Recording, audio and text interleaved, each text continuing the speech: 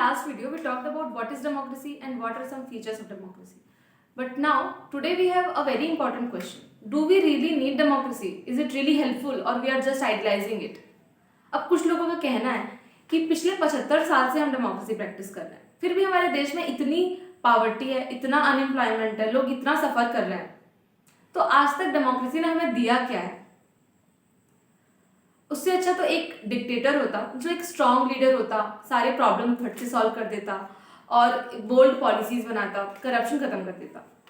But now we have only one answer to it, that is we can not compare an ideal dictatorship to a real democracy. अब इसे कुछ इस तरीके से समझते हैं. इमेजिन कीजिए कि आपके घर पे एक मेहमान आ रहे हैं और आपको डिजर्ट में कुछ अच्छा सर्व करना है. अब आपके पास दो ऑप्शन है, खीर या रसमलाई. अब आप एक बहुत अच्छे शेफ नहीं है. खीर ऐसा है कि अगर आपके पास अच्छे क्वालिटी के चावल नहीं है, दूध बासी पड़ा हुआ है, तब भी खीर खाने लायक बनेगी. लेकिन रसमलाई बनाने के लिए आपको बहुत स्किल्ड होना पड़ेगा. अगर टेम्परेचर में थोड़ा ऊपर नीचे हुआ, इंग्रेडिएंट्स थोड़े कम ज़्यादा हुए, तो it will be a disaster. So kheer democracy की तरह है. अगर थोड़ी बुरी भी है, बिलो एवरेज भी है, तो आप मैनेज कर सकते हैं. लेकिन अगर रसमलाई या फिर डिक्टेटरशिप के साथ अगर थोड़ा भी ऊपर नीचे हुआ, डिक्टेटरशिप जो डिक्टेटर है उनका टेम्परामेंट थोड़ा भी आगे पीछे हुआ, तो the country is ruined. But before jumping into the conclusion, let's talk about all the sides of merits और इट्स डिमेरिट्स. अब कुछ आर्ग्यूमेंट्स हैं डेमोक्रेसी के अगेंस्ट में और डेमोक्रेसी के सपोर्ट में भी. Choose one. Okay fine, let's just start with the against one. तो सबसे पहला अगेंस्ट का आर्ग्यूमेंट ये है कि पॉलिटिकल लीडर्स चेंज होते रहते हैं, जिसके कारण it leads to political instability. जान लेना जुर्म है, सही समय पे जान लेना राजनीति. It's all about political competitions and power play, and hence it lacks morality.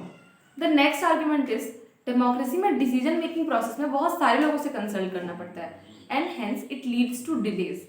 अब जो political leaders होते हैं, जो elected government होती है, वो अपने respective field में experts नहीं होती. इसीलिए they do not know what is best for us, what is best for the country. And now the final argument against the democracy is, look at us, what a mess we are. What horrible life choices we have made. तो क्या हम लोगों पे trust किया जाना चाहिए about taking the decisions for the country? I don't think so. अब देखते हैं कि डेमोक्रेसी के सपोर्ट में क्या आर्ग्यूमेंट्स हैं. 1960 और 1961 में भारत और चाइना दोनों में ही फूड स्कार्सिटी फेस की गई थी. अब भारत में कुछ ऐसी पॉलिसीज बनाई गई, एक पब्लिक के इंटरेस्ट में पॉलिसीज बनाई गई, जिससे भारत में बहुत ज़्यादा लोगों की मौत नहीं हुई फूड स्कैरसिटी से. जबकि चाइना में, जहाँ पे एक डेमोक्रेटिक गवर्नमेंट नहीं थी, वहाँ उनकी प्रायोरिटीज़ कुछ और ही थी. और इसीलिए चाइना में एक बहुत बुरा फेमाइन हुआ, जिससे लाखों लोगों की मौत हुई. इससे हम ये कह सकते हैं कि जो डेमोक्रेटिक गवर्नमेंट होती है, it is responsible towards the needs of people and hence it is accountable. Now second point is कि जो डेमोक्रेसी होती है उसमें डिसीजन मेकिंग में बहुत सारे लोग इन्वॉल्व होते हैं. इसीलिए जो डिसीजन हम लेते हैं, जो पॉलिसीज हम बनाते हैं, उसमें लूप होल्स होने के चांसेस बहुत कम होते हैं. 1327 में मोहम्मद बिन तुगलक ने ये डिसाइड किया कि वो अपना कैपिटल दिल्ली से दौलताबाद शिफ्ट करेंगे. इसके पीछे उन्होंने वेदर और सिक्योरिटी जैसे रीजंस दिए. उन्होंने कहा कि ना केवल नोबेलिटी बल्कि ऑफिशियल्स और वहाँ के जो लोकल रेजिडेंट्स हैं उनको भी दिल्ली से दौलताबाद शिफ्ट करना है. अब लोग इससे अग्री नहीं कर रहे थे. कुछ लोगों की मौत हो गई रास्ते में, जबकि जो लोग पहुंच पाए वो भी होम सिक महसूस करने लगे. और अंत में मोहम्मद बिन तुगलक को अपना ये डिसीजन रिवर्स करना पड़ा. आपको लगता है कि क्या अगर ये डिसीजन 100 लोगों के साथ लिया गया होता तो ये लॉ कभी पास हो पाता? I don't think so. इससे हम ये कंक्लूड कर सकते हैं कि जब किसी लॉ मेकिंग प्रोसीजर में बहुत सारे लोग इन्वॉल्व होते हैं तो लूप होल के स्कोप्स बहुत ही कम हो जाते हैं. इंडियन एक्सप्रेस के एक आर्टिकल के अनुसार भारत में 19,000 से ज़्यादा भाषाएं और बोलियां बोली जाती हैं, जबकि विश्व के सभी बड़े धर्मों को मानने वाले लोग यहाँ रहते हैं. अब जायज़ सी बात है कि जहाँ इतनी कल्चरल और लिंग्विस्टिक डाइवर्सिटी होगी, वहाँ कॉन्फ्लिक्ट ऑफ इंटरेस्ट और डिफरेंसेस भी होंगे.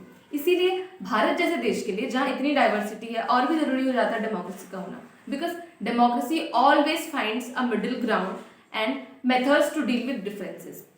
अब हमें पता है, even if a leader it belongs to a certain community और group, nobody is a permanent winner in democracy and nobody is a permanent loser.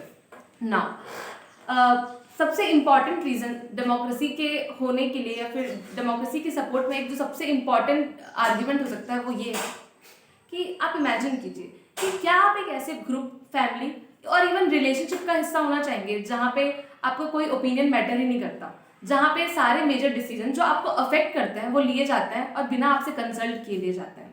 Of course not. We all need some dignity in our life, and democracy enhances dignity of a particular individual or a particular citizens. अब dignity के साथ साथ decision making ability तो हमें मिल गई, पर look at us, how miserable decisions or life choices we have made for ourselves. But here is a catch. Unlike life, democracy always gives us an opportunity to fix our mistakes. हर 5 साल में election होते हैं और आप हर बार अपने mistakes को fix कर सकते हैं और एक नया लीडर चुन सकते हैं. अब कन्विंस हो गए या मैं और बोलूं? तो समझने की बात यह है कि डेमोक्रेसी कोई सिस्टम ऑफ गवर्नेंस नहीं है, बल्कि एक विजन है एक आइडियल स्टेट का. A state where there is no hunger, जहाँ कोई खाली पेट सोने नहीं जाता, जहाँ लोगों के पास लौटने के लिए घर है, where there is equal opportunities of growth, where people have equal access to resources, where people have right of participation in every decision making process of the country. But now what is the way forward? How we as a citizen of India ensure the development of democratic spirit in everyone? Now it is a whole new discussion, and I do intend to make a video where I can talk about my idea of democratic spirit and how we can develop it. So stay tuned, and if you like the video, please share and subscribe, but most importantly comment down below in the comment section and let me know how it was. Thank you.